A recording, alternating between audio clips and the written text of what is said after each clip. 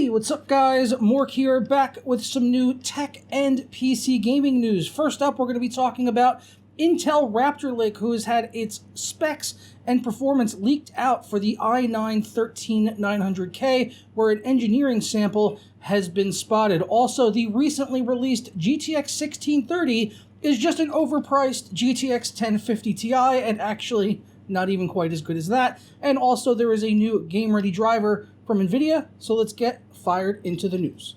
Peace.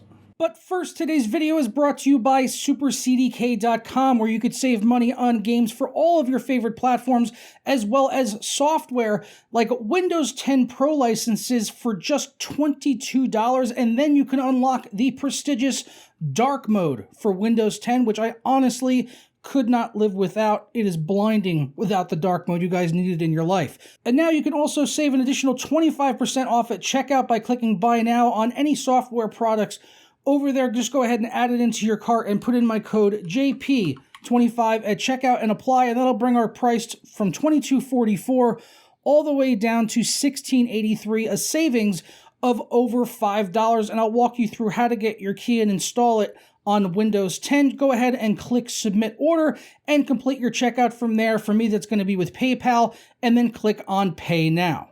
After completing the checkout, it'll bring you to your purchased order page, and it will update in a matter of seconds, or just go ahead and hit F5. Go ahead and do that one time. It came through literally immediately. I got the payment email that it had gone through and the delivery of the product exactly at the same time. Once you're done with that, go ahead and click on View Keys and Codes, and we'll get our code right here that we can go ahead and copy and paste in on Windows 10 by hitting the Start button and type in the word Activate. When you see that activation settings or see if Windows is activated, go ahead and click on that, and it'll bring up this right here, and click on change your product key or unlock Windows 10. As I already have Windows 10, I obviously don't need to put in a new key, but just paste it in and then go ahead and click next, and you are all done and set. For more information on supercdk.com as well as the coupon code, be sure to check out the links down in the description below. I'm sorry, but Mork will not be able to join us for the entirety of the broadcast, although maybe next April 1st, if that's something you guys are into. Got this guy recently at a flea market for $10. Awesome. Robin Williams, by the way. Mork and Mindy. Check it out if you haven't already. It's kind of dated at this point, but it's Robin Williams, bro. It's awesome.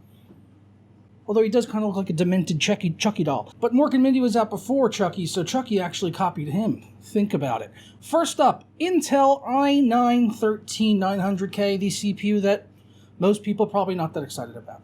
Not that excited. It's another CPU from Intel. It's business as usual with the 13900K, but an engineering sample, or actually several, have started to sort of leak out and be seen out in the wild. They're being tested, which would tell us that this processor is likely coming up around the corner, around maybe August or September, are what the current rumors are pointing at.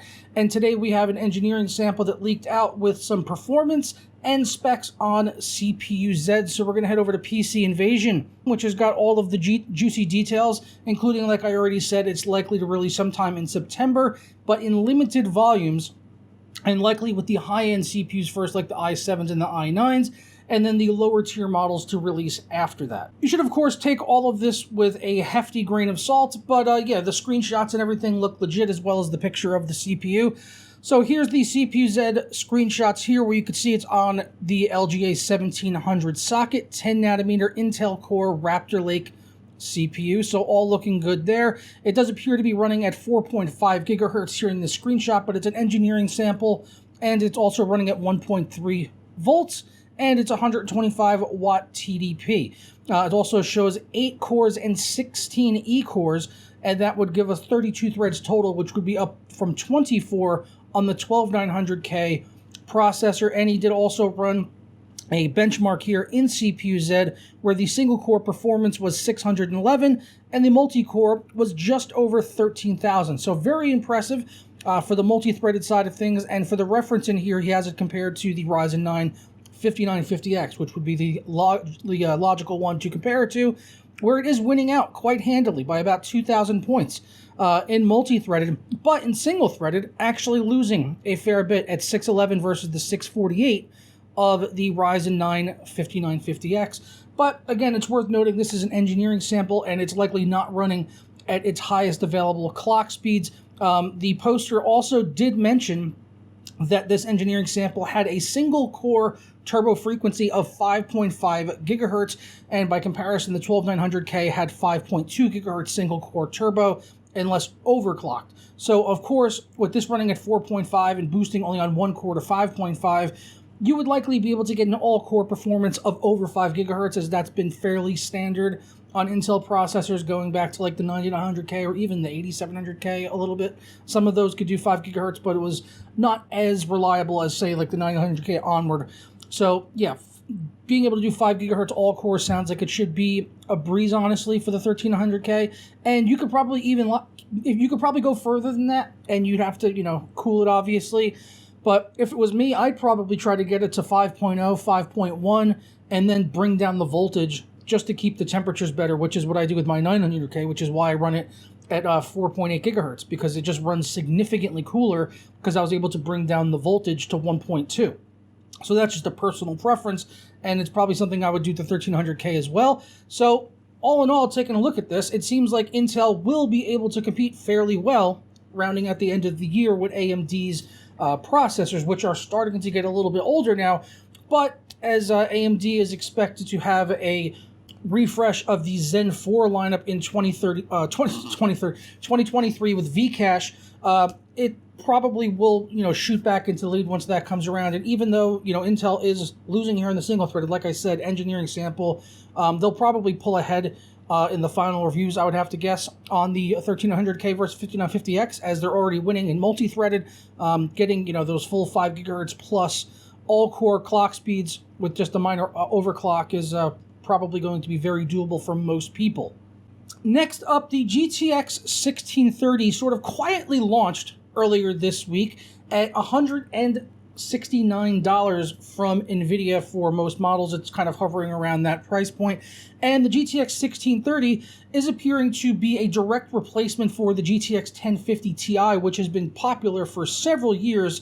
And unfortunately, at $169, it's actually slower than that 1050 Ti, which launched at $139. So even though the number on it, the 1630 is lower than 1050 Ti, and where the stack would typically be, you would think it would be at least as good as a 1050 Ti, but no, it's not. It's actually a little bit slower, as we could see here on some of these graphs here from Inno3D in their own in-house testing, obviously. And I can't read Chinese anyway, so I can't really tell you what these characters are saying down here for what games they're talking about, and what these graphs are actually meant to represent, although we could see 100% on here, so it seems like that's pretty much where the 1630 is at, and then the 1050 Ti is actually above that, and pretty much most of the games, or at least half of the games, I would say, they're about neck and neck, honestly. It's not a huge disparity in performance, but the fact that this thing is launching at a higher price, especially in a climate right now where GPU prices are actually stabilizing. So there's really not too much justification for a higher price for what is essentially identically performing graphics card, or even worse in some cases. It is interesting and worth noting, though, that this is running on the Turing architecture with 512 CUDA cores, while the previous 1050 Ti was on the Pascal architecture. So they're not even up on Ampere here with the 1630. That's being, I guess, held for the RTX higher tier cards, while they're using probably a refined manufacturing process for Turing in order to be able to get these out at, I guess, what you could consider a decent price, but it's really not. Like I said, it's more than the 1050 Ti.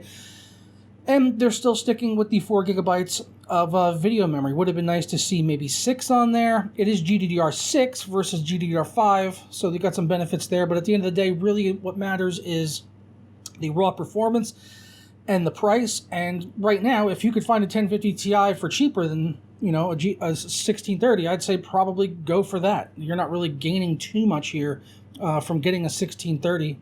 So I'm not really too sure. It's probably going to be used in a lot of system integrator builds and budget builds for things like the PCs you'd find in like Walmart or Best Buy and buy off the shelf. Probably a lot of use for that, or overseas in more affordable systems, people that can't afford to go out and buy RTX graphics cards. So it's not a bad product by any means, but the performance being basically relative to the 1050 Ti and the higher price is just a a big head scratcher to me, so I can't see too many people seeking these out to pick them up just like literally for gaming, knowing what we know about this. So yeah, we'll see what happens with that going on in the future. Last up before we get out of here, just a quick mention that Nvidia has rolled out a new game-ready driver. This is 516.59. I believe the last driver came out at the end of May. I think it was May 28th, if I'm not mistaken. So this new driver is available now. It is game-ready for F1 2022, or it's actually just called F1 22, which is going to have DLSS in it. I'm not sure if it's going to have ray tracing or not. I feel like the last game maybe had some ray tracing effects. Actually, yeah, it does mention here it has 4 high-fidelity ray tracing effects, and yeah, DLSS support, and it's also going to have game-ready support for Loopmancer and Monster Hunter Rise Sunbreak, the latter of which, not really too interested in the Monster Hunter series, but Loopmancer, that game has actually caught my eye lately, and it's looking like a really awesome game. I think it's going to be like a sleeper hit of the summer. I'm pretty sure it comes out mid-July, and it looks really good. Like, go take a look at Loopmancer if you haven't seen it. It's sort of like a side-scrolling roguelike, but it looks gorgeous. So I'm definitely going to check out Loopmancer once that game comes out in just a couple of weeks, honestly. So I'm going to go ahead and get out of here with my buddy Mork, Nano, and all that good stuff. We will catch you guys next time for another video. Nano.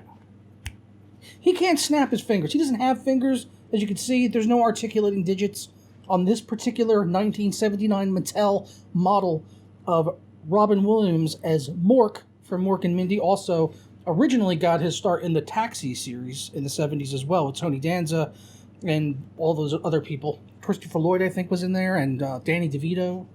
So he was like a guest character. He's basically an alien from another planet, from Ork, actually, is the planet. And then he got his own series, Mork and Mindy, with Mindy, and this was his character, and this is what he wore. This is Robin Williams. R.I.P. to the legend.